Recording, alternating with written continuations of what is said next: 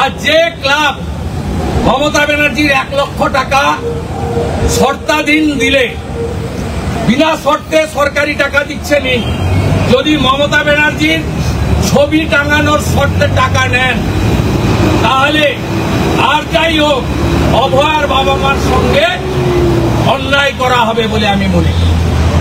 আর যে ক্লাব শর্তাধীনে মমতা ব্যানার্জির দেওয়া টাকা, সরকারের দেওয়া টাকা প্রত্যাখ্যান করবে তারা আমাকে জানাবেন, তাদের পাশে বিরোধী দলনেতা আছে। অভয়ের বাবা মা তারা গিয়ে তার সন্তানের ভীষণ দুঃখজনক। ওই রকম একটা সুন্দর বাংলার রত্ন কন্যা, আমাদের সকলের বোন, তার ওকে আনতে পারছি না। গয়াতে গিয়ে শেষকৃত্য সম্পন্ন করা হিন্দু শাস্ত্র কি নিদারুণ যন্ত্রণা। কালকে ওনার বাবার সঙ্গে আমি টেলিফোনে সন্ধ্যাবেলা কথা বলেছি এবং ওনার কুশল বিনিময় করেছি, কথা বলেছি।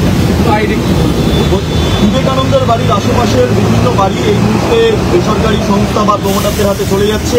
বিবেকানন্দ বাড়ি যারা দেখভালের দায়িত্ব রয়েছে রামকৃষ্ণ মিশন, আমি জ্ঞান লোকানন্দজি তিনি আক্ষেপ প্রকাশ করেছেন, হতাশা প্রকাশ করেছেন। কিন্তু মঞ্চে দেখছি তো আছেন মনে হয় রামকৃষ্ণ মিশনে, ওখানেই তো বলতে পারেন, মালিক আছে তো, একটাই তো পোস্ট, বাকি সব ল্যাম্প পোস্ট যে বাঙালি আমরা করতে দেব না। বিবেকানন্দের বাড়ির সঙ্গে সমগ্র পৃথিবীর সনাতনী, এটা বাঙালি টাঙালি ব্যাপার নেই, ভারতীয় এবং হিন্দুদের আবেগ যুক্ত রয়েছে। এই বিবেকানন্দ গিয়েই সনাতন ধর্মকে পৃথিবীর সর্বোচ্চ জায়গায় পৌঁছে দিয়েছে। এই স্বামী বিবেকানন্দই বলেছিলেন, তুমি গর্ব করে বলো আমি হিন্দু। স্বামী বিবেকানন্দের বাড়ি যেখানে আমরা 12ই জানুয়ারি প্রত্যেক বছর যাই, তাকে প্রমোটারদের হাতে উনার বাড়ির কাছে যোগেশচন্দ্র কলেজে ছাত্রীকে আদালতে যেতে হয়েছে। আপনারা দেখিয়েছেন মমতা ব্যানার্জি যে কত বড় মিথ্যাবাদী, দুদিন আগে দিল্লি পুলিশ সেটা প্রমাণ করেছে। ইলেকশন কমিশন তৃণমূলের টুইটের উপরে বলেছে যে কুকুরের ছবি দিয়ে বিহারে বলেছিল। তৃণমূল দল এবং মমতা ব্যানার্জি যে মিথ্যাবাদী এটা সবাই জানে। নগর উখড়াতে আপনার যে বুথ সভাপতি তিনি পুজো বন্ধ করেননি, আমাদের গিয়ে পুজো করতে হচ্ছে।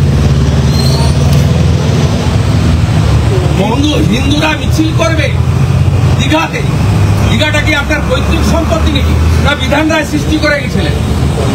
হিন্দুরা মিছিল করবে, কোর্ট থেকে পারমিশন নিতে হয়েছে।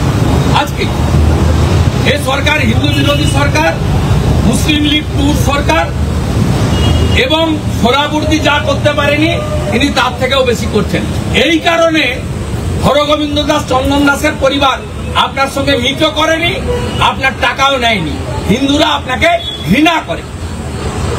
যে মমতা ব্যানার্জি 66 কোটি হিন্দু স্নান করে মহাকুম্ভকে মৃত্যুকুম্ভ বলে, 22 জানুয়ারি 2024 রাম মন্দির উদ্বোধনের দিন যিনি কলকাতায় পার্ক সার্কাসে উনার বিশেষ কমিউনিটিকে নিয়ে মিছিল করেন রাম মন্দিরের বিরুদ্ধে, যে মমতা ব্যানার্জি হিন্দু ধর্মকে গঙ্গা ধর্ম বলেন, যে মমতা ব্যানার্জি পিতৃপক্ষ আমাদের অশুভ নাচি নিয়ে গিয়ে প্যান্ডেল উদ্বোধন করেন, সেই মমতা ব্যানার্জি আর যাই হোক প্রকৃত সনাতনী নয়।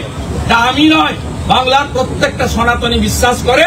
তাই আমাদের যে 2,33,27,000 ভোট মূলত সনাতনী এবং আদিবাসীদের ভোট, আর আপনি ছাপ্পা মেরে ক্যামেরা বন্ধ করে যে 2,75,00,000 ভোট পেয়েছেন, তার 2 কোটি ভোটই হচ্ছে একটা বিশেষ কমিউনিটির আর বাংলাদেশি মুসলমান রোহিঙ্গা যাদের নাম ভোটার লিস্টে আছে অবৈধভাবে, তাদের ভোটে।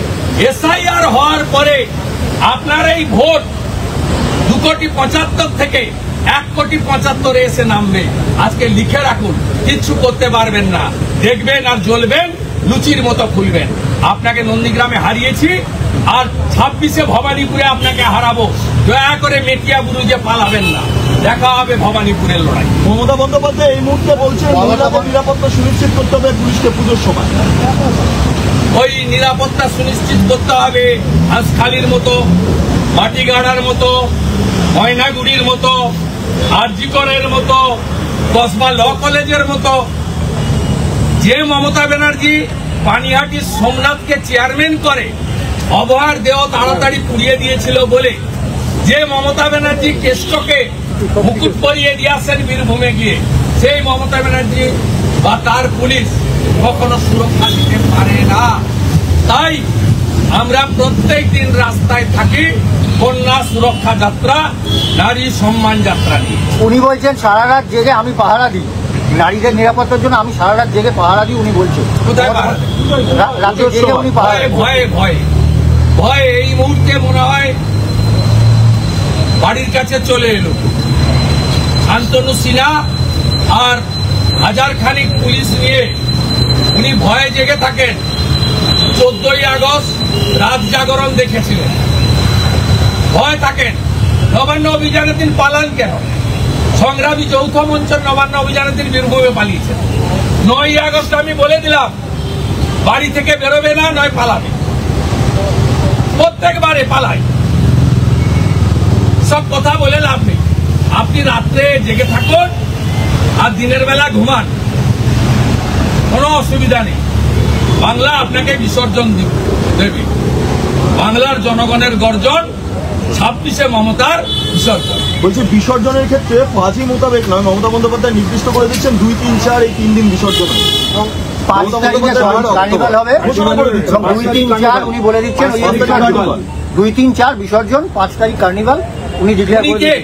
উনি 1 বছর দুর্গাপূজার বিসর্জন বন্ধ করেছিলেন, মহরম ছিল বলে। পঞ্জিকা শাস্ত্র মতো হবে, ক্লাব বসে ঠিক করবে। আর যে ক্লাব মমতা ব্যানার্জির 1 লক্ষ টাকা শর্তাধীন দিলে, বিনা শর্তে সরকারি টাকা দিচ্ছে নি, যদি মমতা ব্যানার্জির ছবি টাঙানোর শর্তে টাকা নেন, তাহলে আর যাই হোক অভয়ার বাবা মার সঙ্গে অন্যায় করা হবে বলে আমি মনে করি। খবর দেখতে সাবস্ক্রাইব করুন বাংলা হান্টের ইউটিউব চ্যানেল। বাংলা হান্টের আরও খবর দেখতে নজর রাখুন। বাংলা খবর মানেই বাংলা হান্ট।